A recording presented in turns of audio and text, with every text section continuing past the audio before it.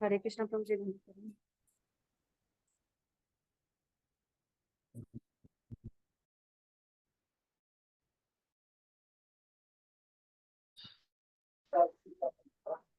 आज ये बहुत शुभ दिन है। आज एकादशी का दिन है और पवित्रोपाण एकादशी, तो इसके विषय में थोड़ा चर्चा हम करेंगे। श्री युधिष्ठिर महाराज ने भगवान से प्रश्न किया है ये, और ये जो सारा वर्णन है ये भविष्य पुराण में मिलता है इस एकादशी के बारे में। तो युधिष्ठिर महाराज भगवान से प्रश्न करते हैं और कहते हैं कि श्रावण में जो शुक्ल पक्ष की जो एकादशी है उसके बारे में थोड़ा हमें बताइए।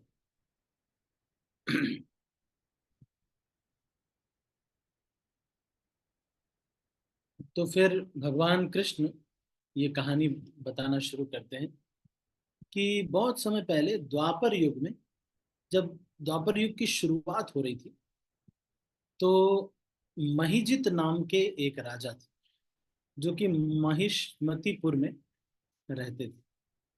उनके कोई पुत्र नहीं था और इस वजह से वो बहुत दुखी रहते। कहा जाता है कि पुत्र अगर कोई नहीं है तो वो पू नामक नरक से त्राण करने वाले वो कौन है? पुत्र। तो इसीलिए सभी को ये कहा जाता है कि संतान उत्पत्ति करना चाहिए। कुछ लोग विवाह करते हैं पर संतान उत्पत्ति नहीं करते, तो ये अच्छा नहीं। विवाह कर कर संतान उत्पन्न करना ये आवश्यक है।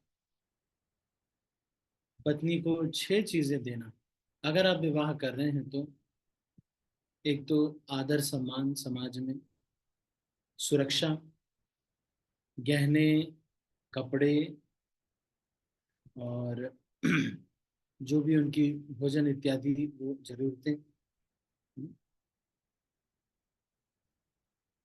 तो ये सब, उसके साथ पुत्र पुत्रियां, तो ये संतान देना ये एक गृहस्थ भक्त का कर्तव्य है। इसके लिए उसको प्रयास अवश्य करना चाहिए। ये जरूरी नहीं है कि उनको संतान हो ही जाए, लेकिन प्रयास अवश्य करना चाहिए।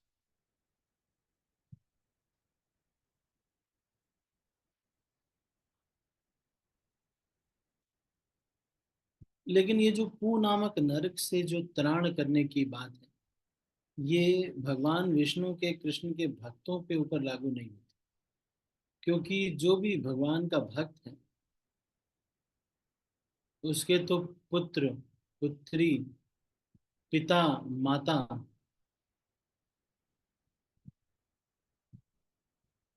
सबका उद्धार हो जाता है। चाणक्य पंडित कहते हैं, सत्यम माता पितम ज्ञान, पिता ज्ञानम, धर्मो भ्राता दया सखा, शांति पत्नी क्षमा पुत्र, सदेते मम बांधव। कह रहे हैं कि मेरे रिश्तेदार कौन है? सत्यता मेरी माता है, ज्ञान मेरे पिता है, मेरा धर्म मेरा भाई है, दया मेरा मित्र है, शांति मेरी पत्नी है, क्षमा मेरा पुत्र है, और ये छह जो हैं वो क्या है? ये वास्तविक मेरे पारिवारिक सदस्य हैं।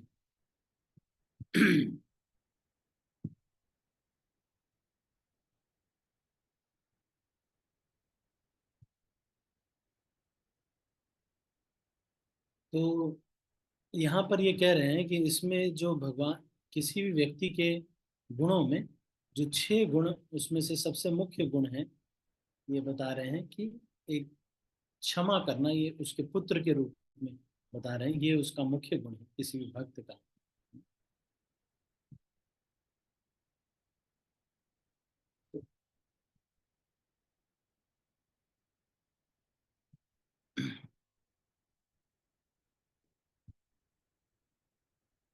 और कोई भी व्यक्ति इस प्रकार के पुत्र को प्राप्त करने के लिए आज की एकादशी से प्रार्थना कर सकता है। कौन से पुत्र का? क्षमा नामक पुत्र। तो बहुत समय से राजा महिजित परेशान थे, उनको कोई पुत्र नहीं हो रहा था। एक दिन उसने अपने राज्य में बताया कि मैंने कोई पाप नहीं किया है, मैंने कोई पर धन अर्जित नहीं किया है, ना ही मैंने ब्राह्मणों का और वैष्णवों का अपमान किया है। जब भी मैंने कुछ कार्य किया, मैंने सारे वैष्णवों के आदेश लेकर के और उसके बाद नियम का पालन करके किया है।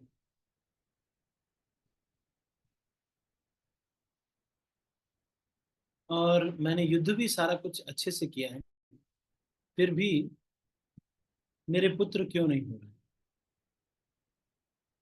सारे ब्राह्मणों ने इकट्ठा होकर के ये बताया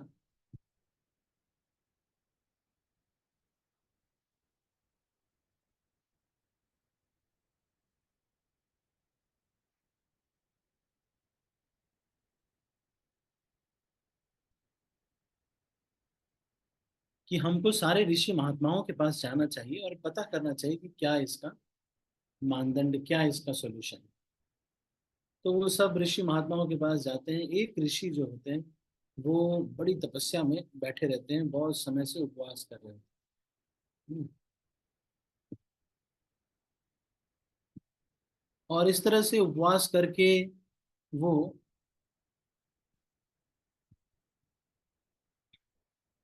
अपने जीवन को ब्रह्मा जी के बराबर कर लेते हैं, और कुछ समय में उनका जीवन ब्रह्मा जी से भी ज्यादा बड़ा हो जाता है। इनका नाम होता है लोमश ऋषि।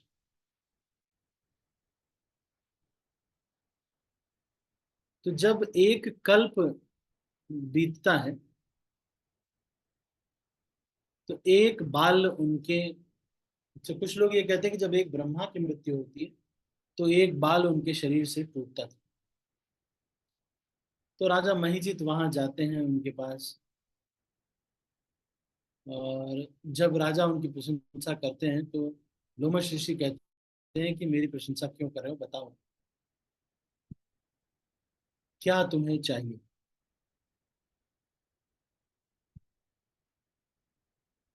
तो फिर राजा महिजित ये कहते हैं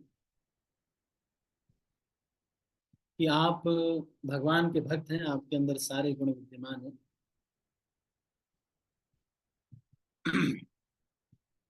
लेकिन जो अभक्त होता है उसके अंदर सारे गुण होने पर भी उसको हम नहीं मानते। तो फिर ये जो ऋषि होते हैं ये पूछते हैं कि तुम्हारे दुख का कारण क्या है। तो राजा के साथ जो ब्राह्मण आए होते हैं वो उनको बताते हैं कि इनको पुत्र नहीं प्राप्त हुआ है। तो लोमश ऋषि ने ये बताया कि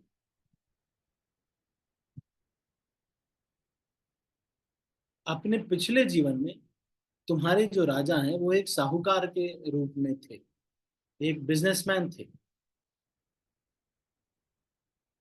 और उन्होंने, उनको अपना पैसा हमेशा ही कम लगता। कई गांव में जा करके वो अपना व्यापार किया करते थे।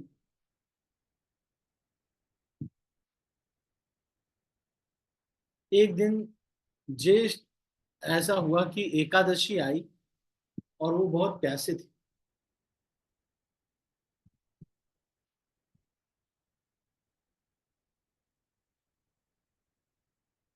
तो पास में ही उन्होंने देखा कि एक तालाब है, वहां जा करके वो जल पीना जा रहे थे।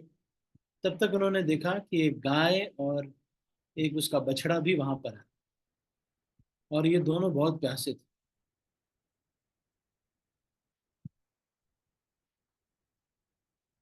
तो जब ये गाय और बछड़ा आए तो इस व्यक्ति ने, जो कि साहूकार या फिर बिजनेसमैन था, उसने उनको दूर भगा दिया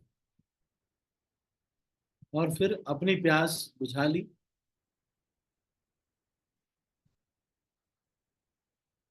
और इस गाय के प्रति अपराध करने से इनको आज पुत्र नहीं। लेकिन इन्होंने बहुत सारा पुण्य पहले किया है, तो इसलिए इनको राज्य मिला है।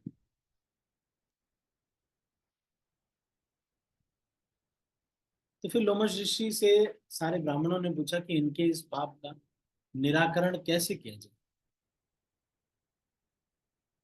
तो इन्होंने कहा कि ये जो एकादशी सावन में आने वाली है, इस शुक्ल पक्ष की एकादशी, इसका आप पालन कीजिए। और सारे राज्य ने उस एकादशी का पालन किया। और फिर सारे राज्य के लोगों ने संकल्प लेकर उस एकादशी के पालन के फल को राजा को दे दिया। और फिर रानी गर्भवती हुई और उनको पुत्र की प्राप्ति हुई।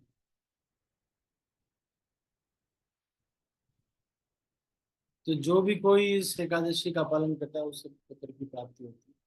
और हमको ऐसे पुत्र की प्राप्ति जो क्षमाशीलता हमारे अंदर लाए, ऐसा आचार्य लोग हमारे कह रहे हैं।